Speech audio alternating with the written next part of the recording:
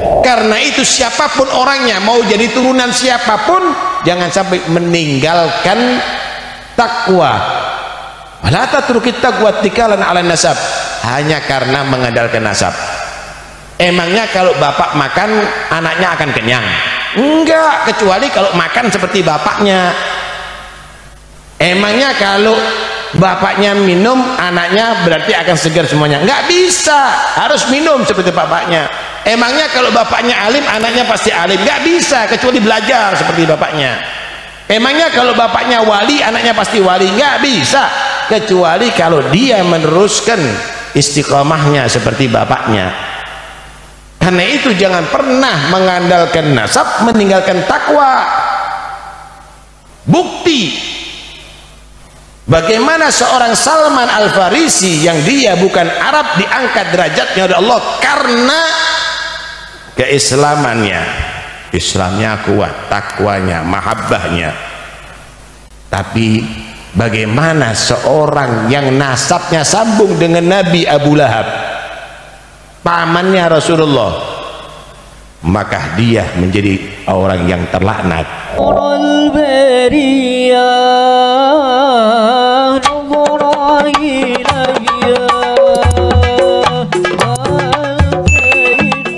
Assalamualaikum warahmatullahi wabarakatuh.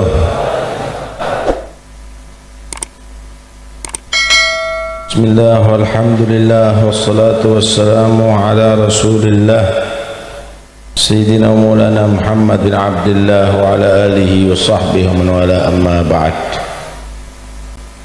Para habaib, para kiai yang saya hormati, yang saya cintai, khususnya Al-Habib Mustafa bin Muhammad bin Tahir Ba'bud dan Al-Habib Zain Muhammad bin Tahir Ba'bud,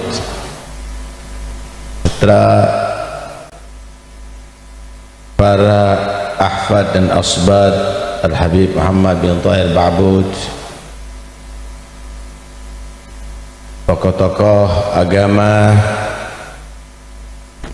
para asatidzah Al-Habib Quraisy bin Qasim Baharun,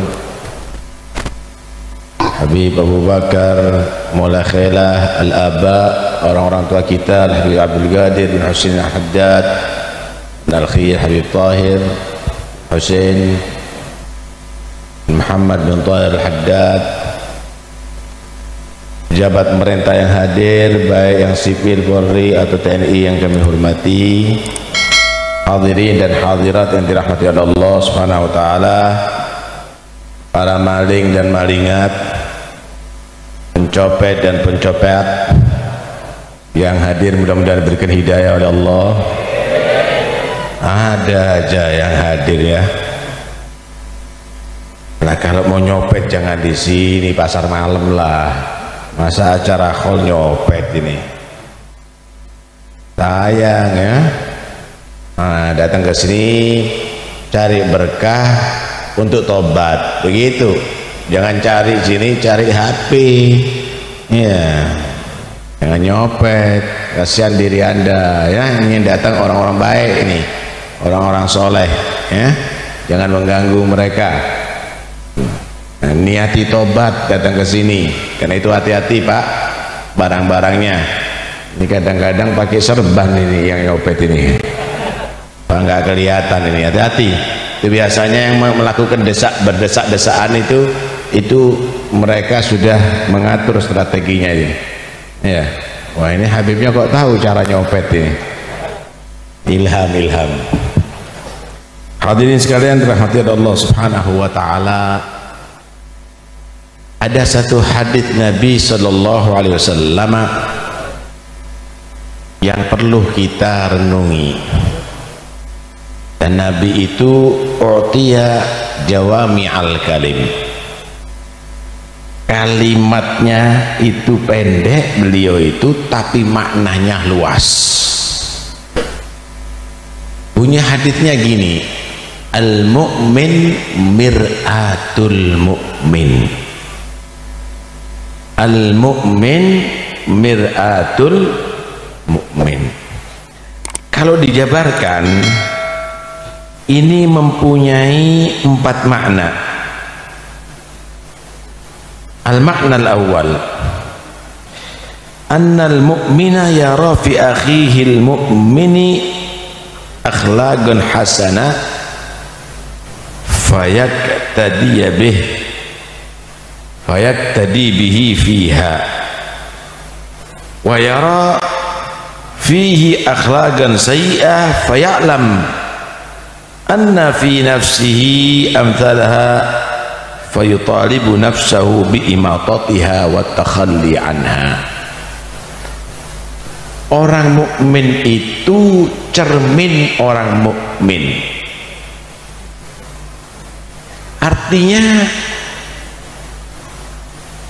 melihat orang mukmin yang di dalamnya adalah akhlak-akhlak yang bagus. Orang soleh nih akhlaknya bagus, istiqomah, ibadahnya, karamnya, sifat-sifat yang baik terkumpul sama dia, maka dia ngikuti. Orang mukmin itu adalah cermin orang mukmin. Nah, kita sekarang ini di muka cermin Al-Habib Muhammad bin Thahir Pak Bud, diceritakan bagaimana tadi akhlaknya, tawaduknya, pegangan terus dengan syariah, nggak mau ngelepas, walaupun udah jadi wali nggak ngelepas syariat. Ini yang belum wali kadang-kadang udah ngelepas syariat nih, walaupun udah jadi wali nggak ngelepas syariat. Ta'zimnya kepada Nabi Muhammad sallallahu alaihi wa alihi wasallam, maka tergerak untuk mengikuti. Atau melihat orang mukmin kok akhlaknya ada nggak bagus, ini kok omongannya selalu muji-muji diri ya, ini kok sombong ya, ini kok meremehkan yang lainnya ya. Dilihat, iya aku masih begitu akhlaknya, aku masih seperti begitu, maka berusaha untuk menghilangkan sifat-sifat itu daripada dirinya. Ini al-mu'min mir'atul mu'min. Saudara, ketika manusia ada di hadapan kaca, maka akan kelihatan kok, akan kelihatan siapa diri kita. Loh, matanya kok kotor, jangan dibiarkan, bersihkan. Oh, giginya kok kuning, ya sikat, disikat. Oh, rambutnya kok nggak rapi, ya disisir. Begitulah kalau melihat orang-orang muslim yang ada. Misal ulama melihat kok banyak yang nggak sholat Jum'ah nih orang ya, kok banyak yang meninggalkan bacaan Quran ya, itu cerminan berakamu dakwahnya masih kurang. Itu adalah gambaran bahwa yang punya ilmu masih kurang bermasyarakat dan belum mengajarkan hal-hal yang penting kepada mereka. Orang mukmin yang jadi pejabat melihat misalnya kok banyak gembel ya, kok banyak pemuda yang mabuk-mabuk ya, bertato, kemudian rambut berwarna-warni, itu gambaran kamu yang jadi pejabat, wahai orang mukmin, itu gambaran bahwa kamu masih kurang bagaimana menyalurkan dana sosial kepada mereka sehingga mereka masih dalam keadaan miskin. Ini sebetulnya adalah cerminan, Pak, cerminan. Nih di majelis ini kok banyak maling ya,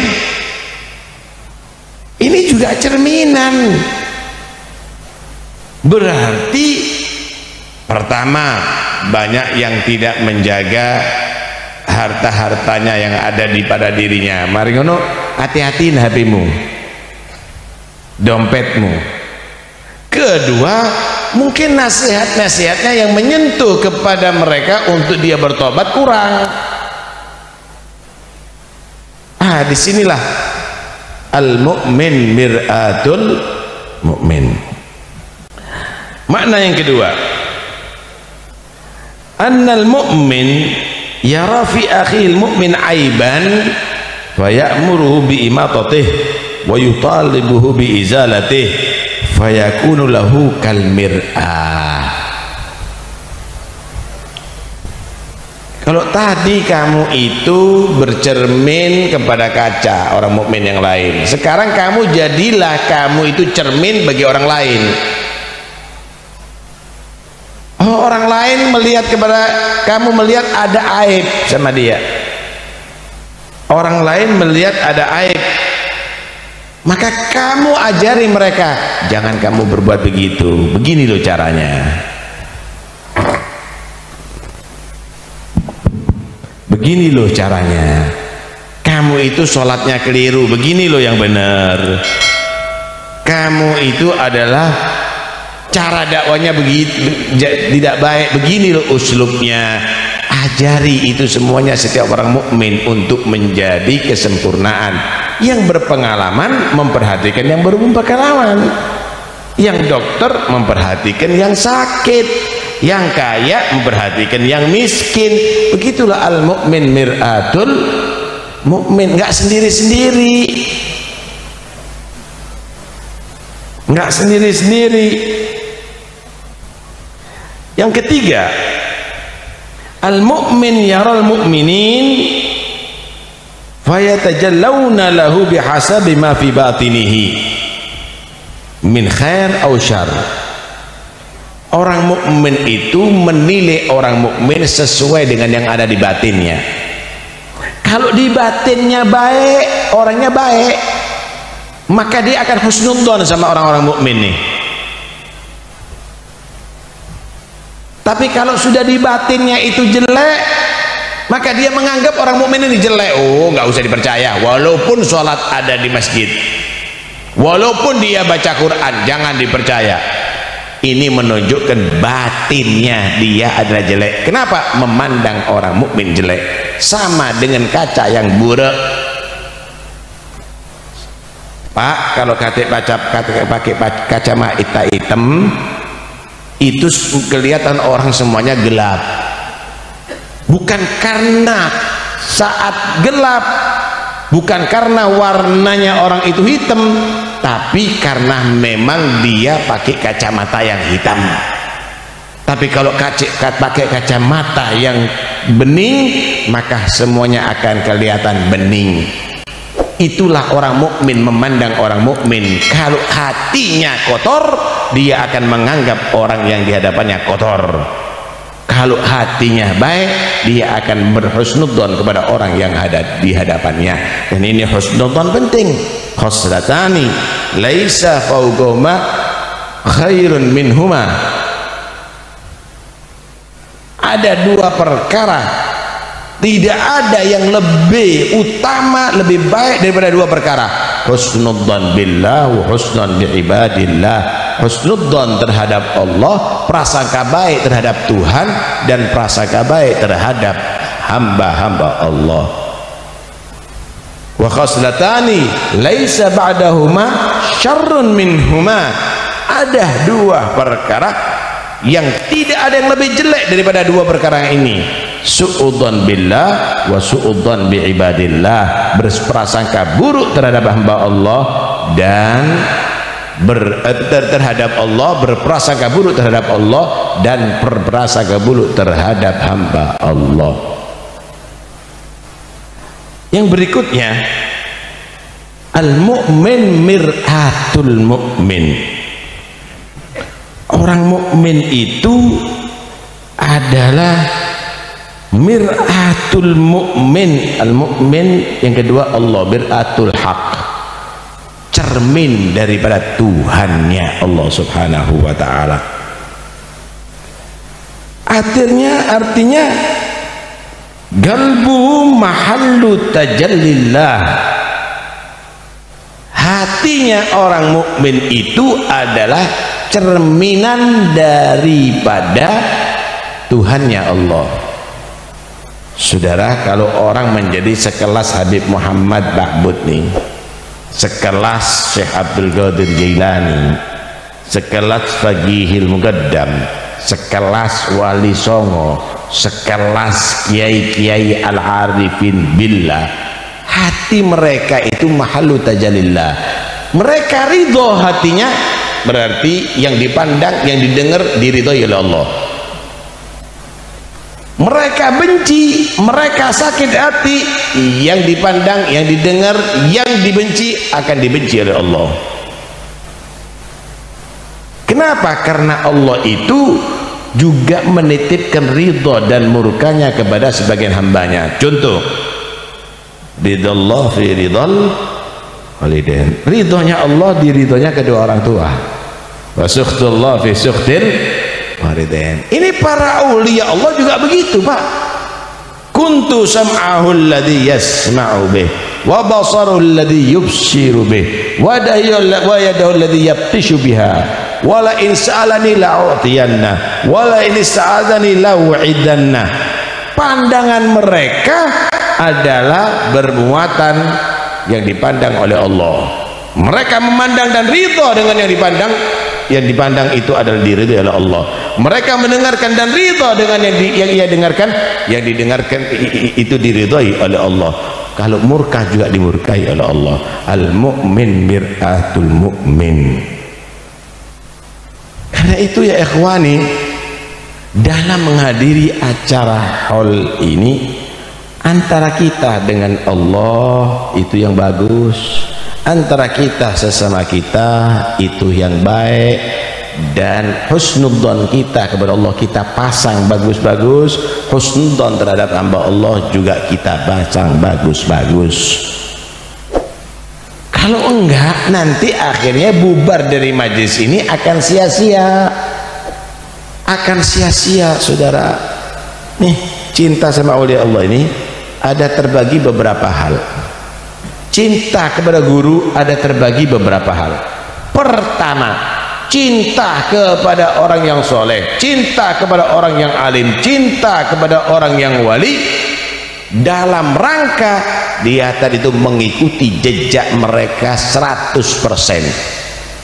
Sholatnya diikuti, istiqomahnya diikuti, hatam Qur'annya diikuti, semuanya diikuti, gerak-geriknya diikuti. Kalau sudah bisa mengikuti 100% semuanya, maka orang itu akan menjadi khalifahnya. Dia akan menjadi khalifah, ini akan menjadi penerus nih. Dia akan mewarisi kewaliannya, dia akan mewarisi karomahnya, dia akan mewarisi ilmunya. Mudah-mudahan kita bisa seperti mereka. Yang kedua, nggak bisa 100% cinta sama wali, cinta sama wali, cuma dia tadi itu hanya sebagian bisa ngikuti. Dia mulainya mereka ratusan rakaat, anak cuma 4 rakaat. Hatam Quran setiap hari, saya cuma 1 juz 2 juz. Dia bersedekah setiap hari potong 10 kambing misalnya, saya cuma 1 kambing. Mengikuti sebagian, mengikuti sebagian. Al-iqtida bil ba'd, orang ini adalah sama dengan yang pernah ditanyakan oleh Nabi, al-mar'u yuhibbul qauma wa lamma yalhaq bihim. Ya Rasulullah, bagaimana ya kalau ada orang cinta dengan sekelompok manusia pilihan tapi nggak bisa ngikuti 100%? Maka Nabi nyatakan, yuhsyarun nasu ma'aman ahab, nanti di hari kiamat digolongkan bersama mereka. Mereka tidak bisa menjadi panutan atau pewaris, tapi bisa dicontoh ya? Tidak bisa jadi pewaris, tapi bisa masih dicontoh di sebagian, nanti di hari kiamat kumpul bersama mereka.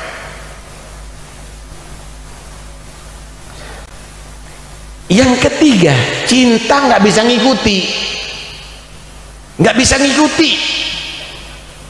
Ya nggak mungkin saya bisa ngikuti, cuma saya hadir majelisnya aja dah. Ini biasanya yang ngajar hol-hol nih, tapi yang bukan maling ya, yang bukan nyopet nih.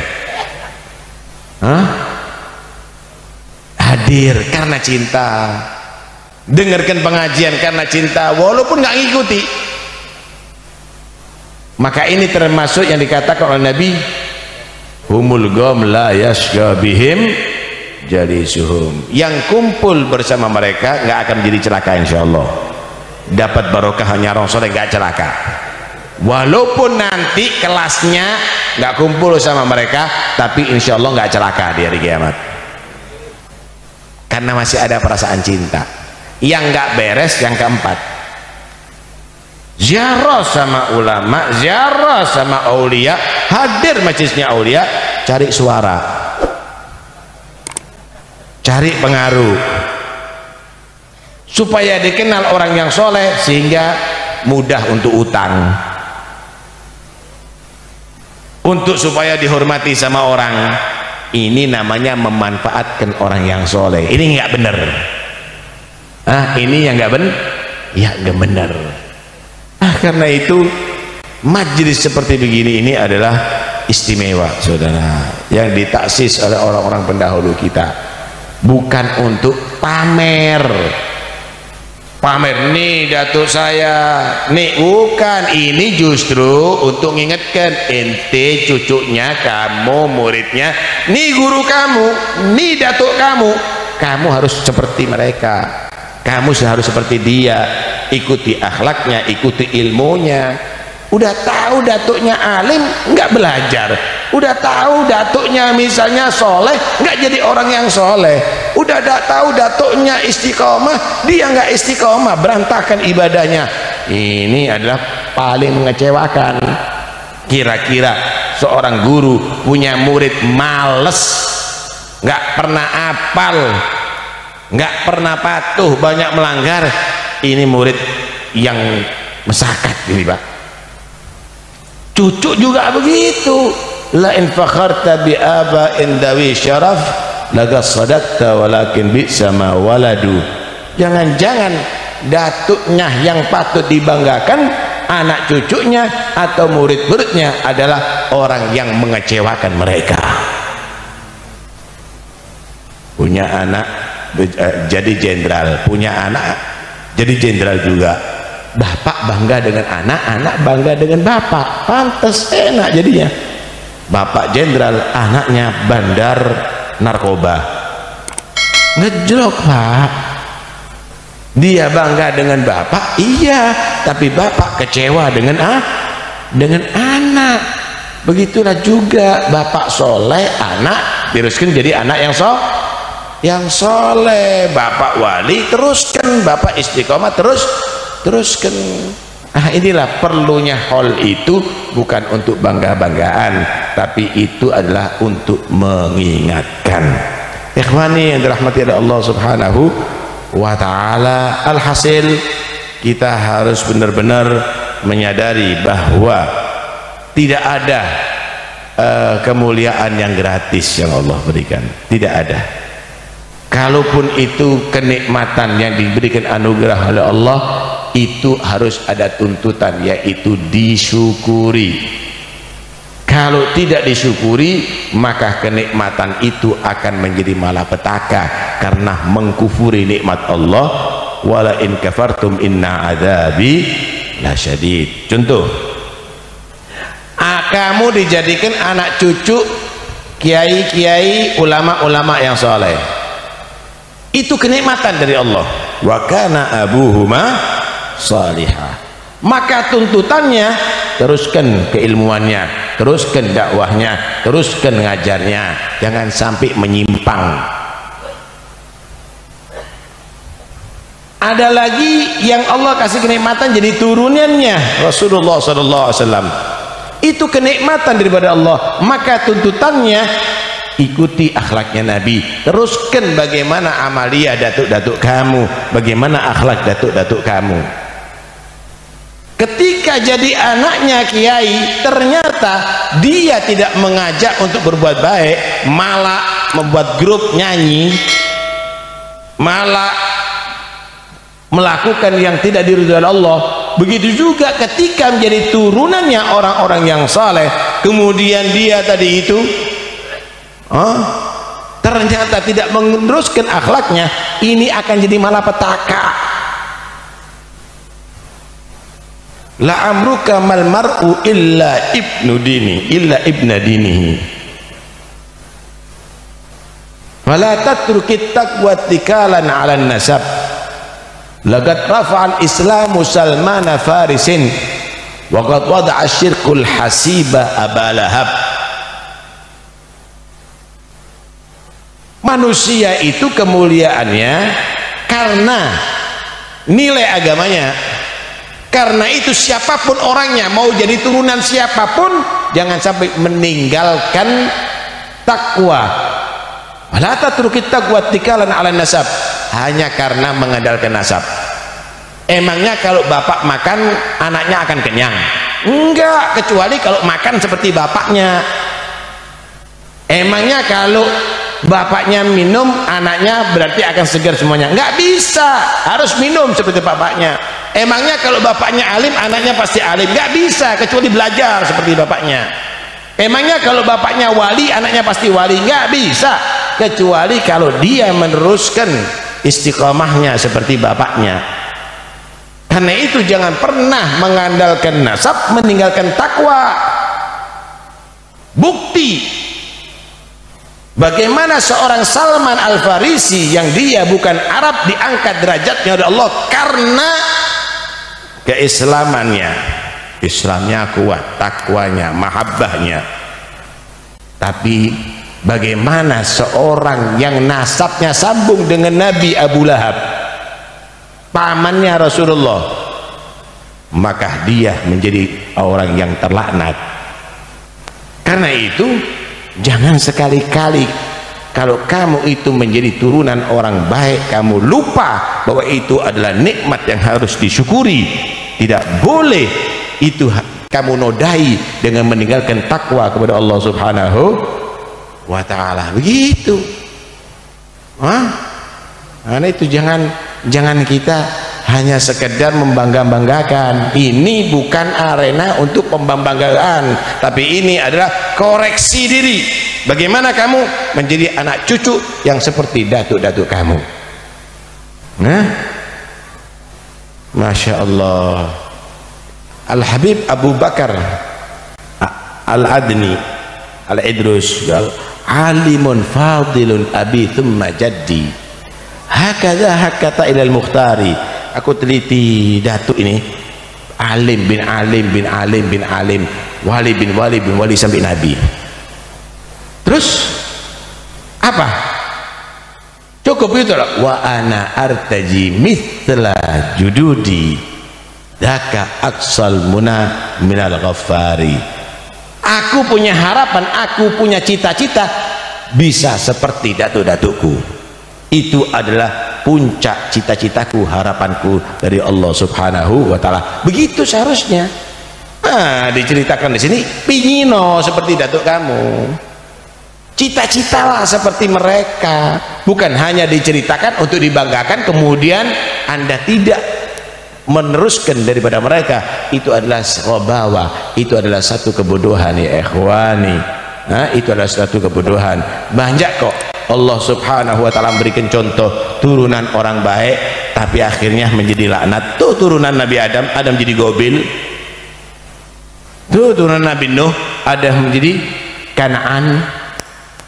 Karena itu udahlah, jangan kita menjadi orang-orang yang begitu, tapi jadilah penerus. Ketika Nabi ditanya, man asyrafun nas, man akramun nas, siapa manusia yang paling mulia ya Rasulullah? Nabi pertama menjawab, atqahum, yang paling bertakwa kepada Allah. Tapi sahabat nggak tanya itunya karena udah paham, bukan itu yang aku tanya ya Rasulullah. Oh, kalau kamu tanya ya Yusuf, Nabi Yusuf. Nabi Yusuf itu nabi bin Nabiillah bin Yakub Nabiullah, bin Nabiillah bin Ishak Nabiullah, bin Khalilillah bin Ibrahim Nabiullah. Nasab, tapi bukan nasab tok, terus nurunkan nabi, nurunkan nabi, nurunkan nabi, nurunkan nabi. Hebat. Laisan hada nasruka ya Rasulullah, bukan ini yang kami maksud ya Rasulullah. Oh, tas'aluna an ma'adinil Arab, inti kepingin tanya tentang orang Arab nih, kabilah-kabilah yang di Arab. Khiyaruhum fil jahiliyah, khiyaruhum fil Islam idza faqahu. Ini orang-orang Arab nih, kelompok-kelompok Arab ini yang paling yang menjadi kelompok terhormat ada di zaman jahiliyah akan menjadi kelompok terhormat di zaman Islam dengan catatan mereka berilmu agama. 3 Pak kemuliaan. Pertama, takwa. Kedua, nasab yang baik. Ketiga, ilmu. Alhamdulillah, ini Habib Muhammad bin Tahir Ba'bud nasabnya bagus, kemudian takwa, kemudian ilmu. Tuh lihat bagaimana, tidak pernah meninggalkan syariat walaupun udah jadi wali, nggak meninggalkan syariat. Begitu seharusnya. Ini belum jadi wali udah salaman sama perempuan yang bukan mahram. Tuh lihat ini Bapak, dosa lo kamu Mustafa, ninggalkan mengumpulkan orang-orang itu, tanggung jawab kamu Mustafa. Begitu nasihatnya. Begitu Pak, syariat nggak boleh ditinggalkan walaupun sudah dia tadi itu masuk hakikoh. Nih tak kasih gambaran terakhir. Sayyidatu Maryam alaihissalam, Sayyidatu Maryam ini sudah mencapai hakikoh. Bagaimana ketika dalam khalwatnya yang dikunci oleh Nabiullah Zakaria, dibuka sama Nabi Zakaria, ternyata ada buah-buahan yang bukan pada musimnya. Sayyidatu Maryam ini nggak pernah ke pasar, nggak ada orang lain yang ngirimkan makanan di khalwatnya kecuali Nabi Zakaria.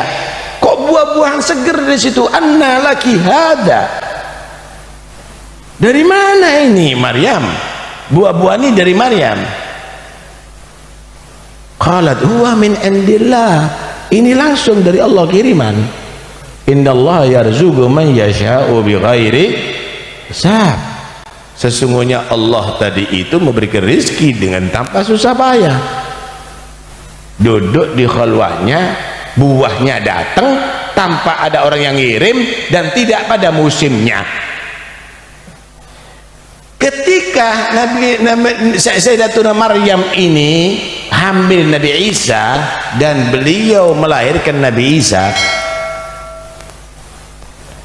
beliau tidak berdaya saat itu, perlu mengkonsumsi makanan, dan ada di samping pohon kurma udah kering. Maka Allah merintahkan apa? Nggak dikirim sama Allah. Wa huzzi ilaiki bi jid'in nakhlah. Wa huzzi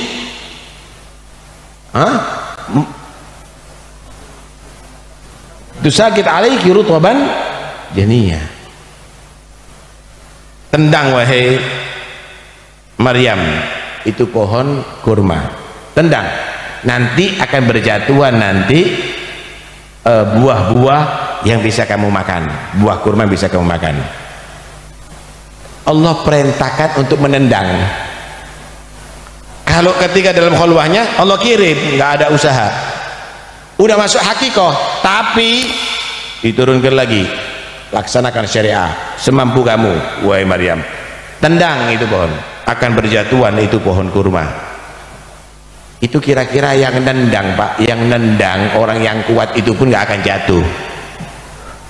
Ini seorang perempuan yang baru melahirkan, lemes, suruh nendang. Itulah syariah. Artinya laksanakan tugas kamu wahai manusia dengan perintah Allah semampu kamu, bantuan Allah akan turun, bukan dengan kemampuan ibadah kamu, tapi dengan bantuan Allah SWT yang maha bisa membantu.